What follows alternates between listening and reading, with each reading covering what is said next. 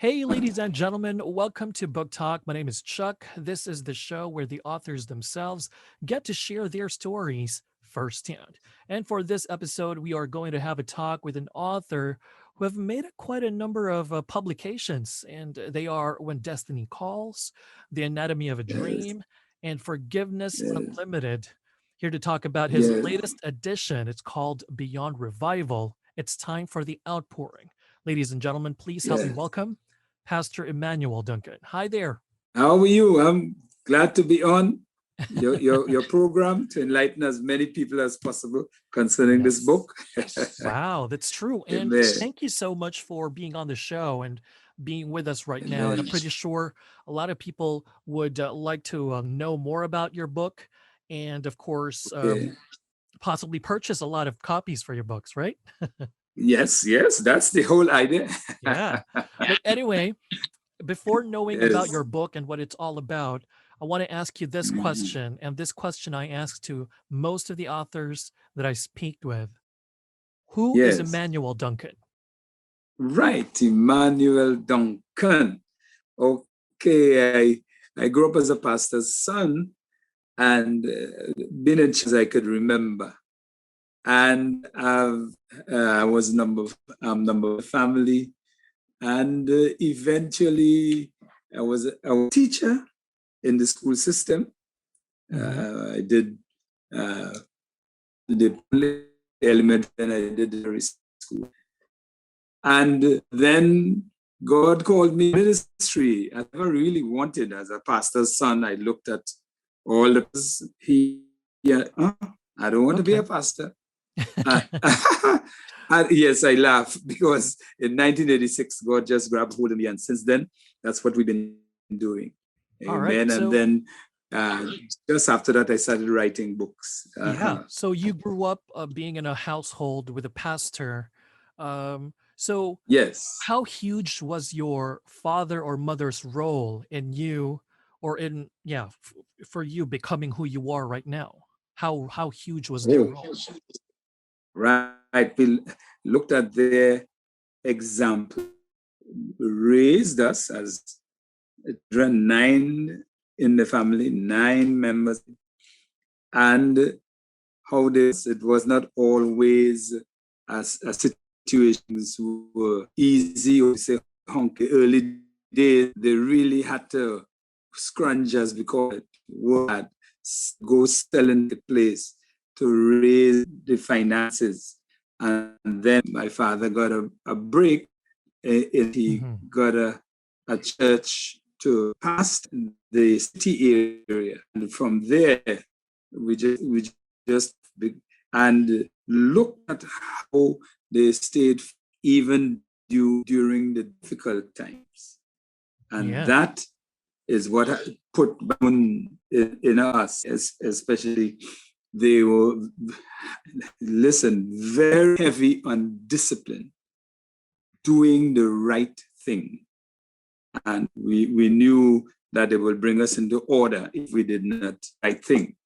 But there was also high emphasis Mhm. for education, going to school, studying, get your passes, as it were. And then about us being and attending Mhm. church. Very, Yeah. very important. Yes, for So them, that was absolutely, yeah. looks like your Uh, parents really shaped you into becoming who you are right yes, now, right? Now, growing up, where were you definitely. leaning more? Were you leaning more to being a pastor or more to being a writer? Growing up, I leaned to being a teacher. As pastoring was the last thing I ever Wow. wanted to do. I always laugh when I say that because God, when God brings through the instrument, a pastor, and Mhm. in fact, well, both of them were pastors, in coming through the loins and through the womb, that grace is upon you anyway. And it doesn't matter when you are born, what you say. You don't want to be a pastor. You don't want to say that you even want to be in church. Listen, and then based on what the scriptures when in terms of the tribes of Israel, there was a tribe called, and it was of the Levites. You got the those who served in the church. And would you believe our father Levi? He could not get away at all. Yeah. His name was Levi. And so wherever we go now, we tell those who pastors offspring, you're a Levite. At some point, you will be challenged to take up the call. Yes. Wow. And definitely. You were challenged.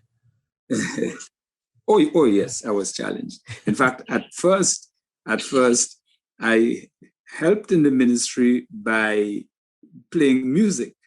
I was a musician, did the piano, did the guitar, did the choirs and soloists and so on. All the services we were at our father's church. Yeah, just playing away. And then we started writing songs. And we started writing songs, the songs that our choir song. We also had some that we called the Duncan brothers, 5 of us. Long before you had the Jackson 5, we had the Duncan 5. Wow. Down here in Trinidad. Yes, man. The Duncan 5. And we wrote all our songs and so on. And then we morphed into a larger choir around the nation and down the Caribbean. After that, then Paul really came to be a prophet of God. All right. And you had quite the adventure. In that season, oh yeah. I had quite an adventure. And it was in that season that I knew within my spirit that I would begin to write. And I have been writing since then. Yes. I heard you call out some of the books that I've written so far. Yeah. And I've written close to 30 books already. And that's a lot of hard work. Oh yes. But it's a joy. When you have found your rhythm, you have found your niche as it is, there's something inside of you that just keeps flowing. It just keeps coming. It just overflows. Right now I have, that's right. Right now I have 3 of them lined up and taking them piece at a time. There's one that I call, that's going to be out soon. This particular one that I'm about has become a landmark for me. All right. Yeah, so since you've talked about that, this book that you have right now, Beyond Revival, It's Time for the Outpouring. How did this book come about? Okay. In Italy, somewhere around 1907, when we started with my brother, we started a church. We used to get up for that year, prophet team. And that was the theme. But under revival, it's time pouring. I began asking God to show me what is the contrast between and the pouring to show thing. Now, all across the earth, across the church world, you hear saying it's time for revival. It's time for, and suddenly he showed me that when they're doing their flyers to advertise a revival, they show a flame of fire. A flame of fire. And then it dawned on me that if you're on fire, you need fuel. True. Because fire doesn't burn by itself. And he brought, I can never forget, to me. Now, in the Bible, in the book, chapter 2, from verse 28, and in the book Acts, the prophecy is that in the last days, says God, pour out upon our flesh. And right away, God started to show me this. If you have an oil that begins as a little trickle, transfer in huge container, you have to start very early until you get the right direction for the water to go. And as time goes on, the volume of water gets greater. So the Apostle Peter in chapter 2 of Acts, and the Holy Ghost down and speaking in tongues. He said, in the last days, said God, pour out of my small flesh.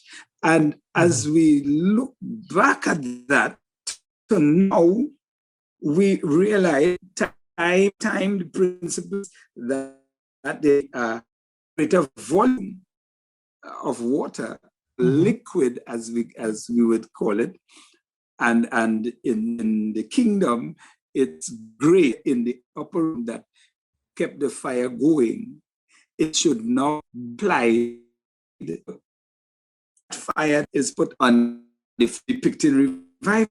But what has happened as well is that I've discovered too that your language shapes your world. Depending on see a thing, and that determines how you will relate it. Yeah. Especially up in the United States and northern countries, they are doing the pains in the church. What? A winter revival, and then months later, a spring revival. Then 3 months later, summer revival. Then 3 months later, fall revival. So my question is, how come in 3 months' time you have to revive again? Yeah. Which tells me that we missed it by not eyeing term output, because it's in the outpouring you get the fuel for the. And as long as we continue to that, there will be this laboring. Light a fire, it out, then again. Now, a stove. Even the people who make the news straight, you want to light a burner dial. And when you turn the dial, the gas begin to flow. Yeah. Like the match, or if there's a pilot, it's just a boom.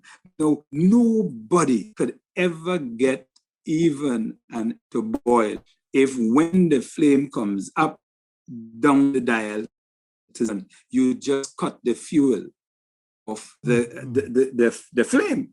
Yeah, you just and once you cut the fuel off the flame, yes, the flame is on. And in the church, we say, this is the, and then 3 of the summer revival. So mine is, who cut the flame? Who cut off the fuel?